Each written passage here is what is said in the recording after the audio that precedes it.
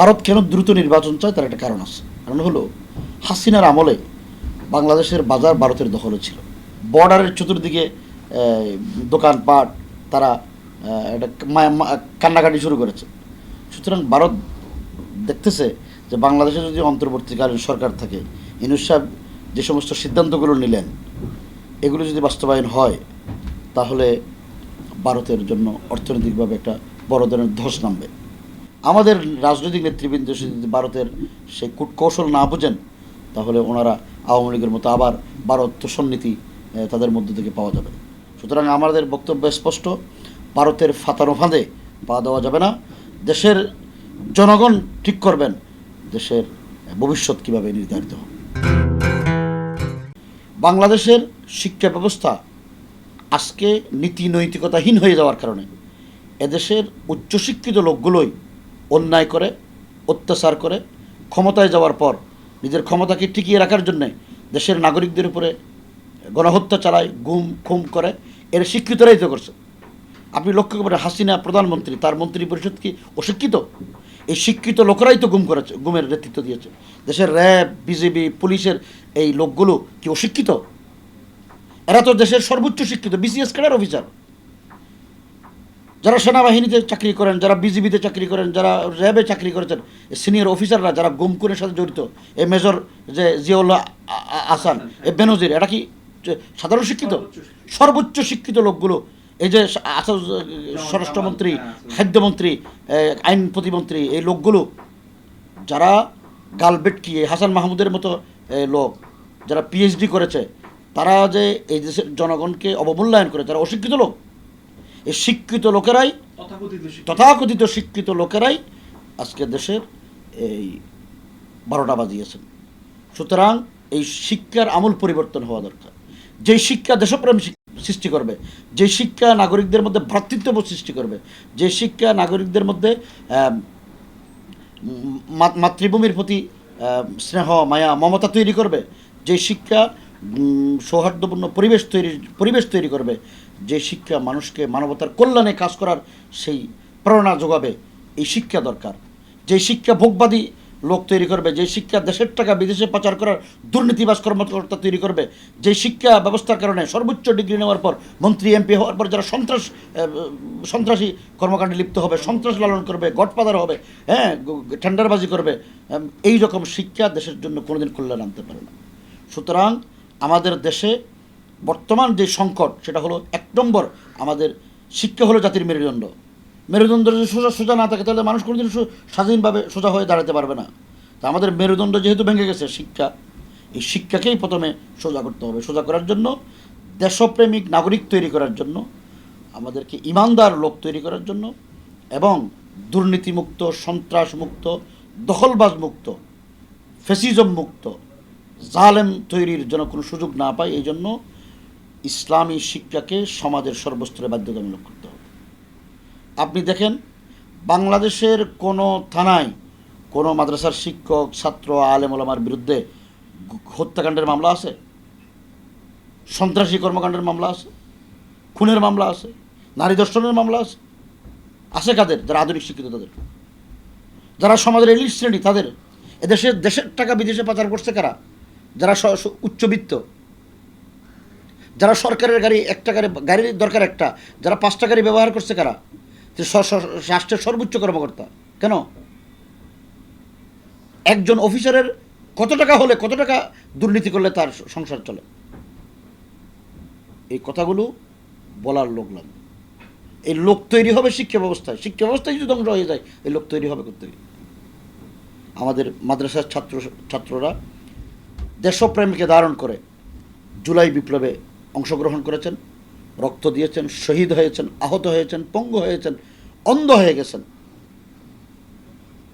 সুতরাং সরকারের কাছ থেকে কোনো সহযোগিতা আমাদের এই আহতরা পাইনি, শহীদ পরিবার পাইনি।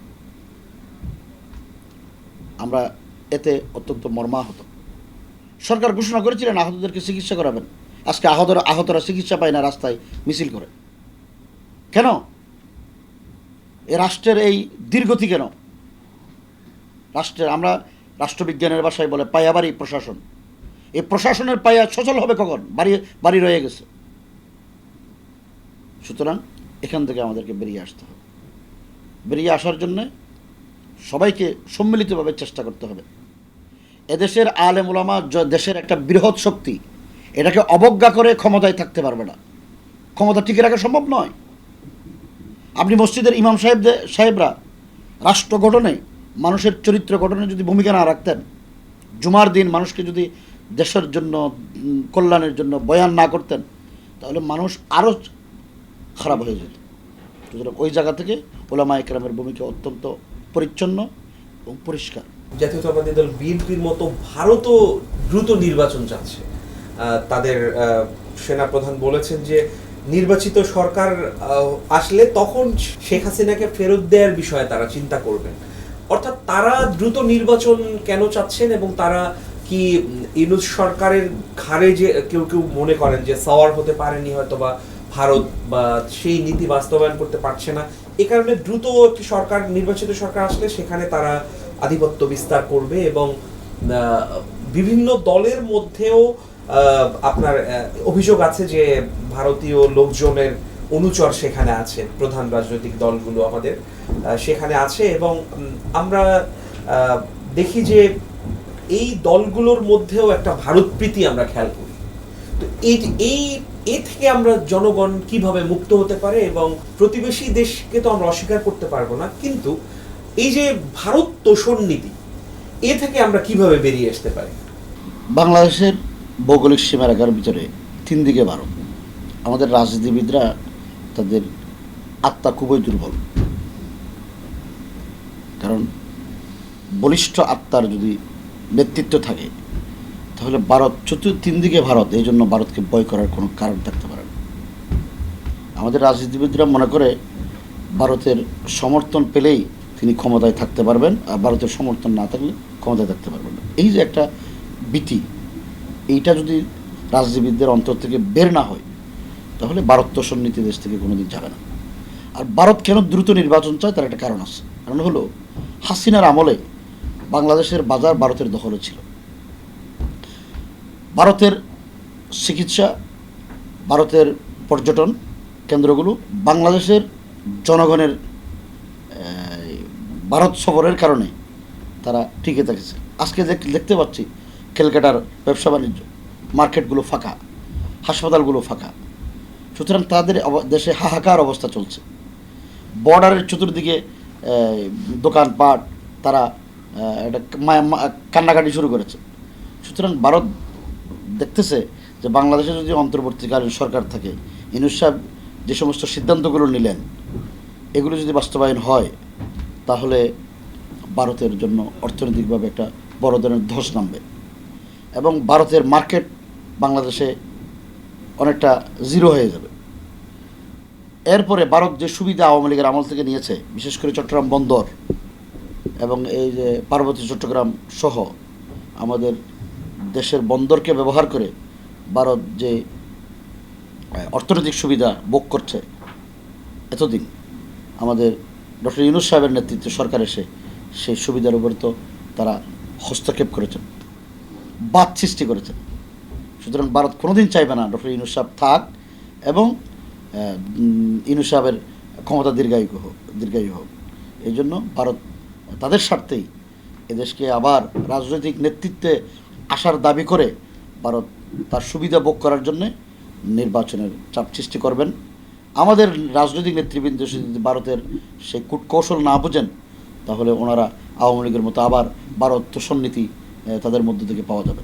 সুতরাং আমাদের বক্তব্য স্পষ্ট, ভারতের ফাতানো ফাঁদে পা দেওয়া যাবে না। দেশের জনগণ ঠিক করবেন দেশের ভবিষ্যৎ কীভাবে নির্ধারিত হবে। দীর্ঘ সময় দেওয়ার জন্য আপনাকে চেঞ্জ টিভির পক্ষ থেকে অনেক ধন্যবাদ এবং ভালোবাসা জানাচ্ছি।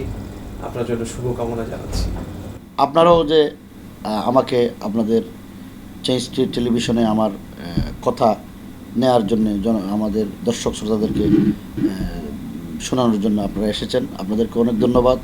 চেঞ্জ পরিবারের সকল সদস্যদেরকে ধন্যবাদ, বিশেষ করে আপনারা দুইজনকে ধন্যবাদ। আপনাদের সুস্থতা, আপনাদের নেক হায়াত কামনা করি, আপনাদের শুভকামনা রইল।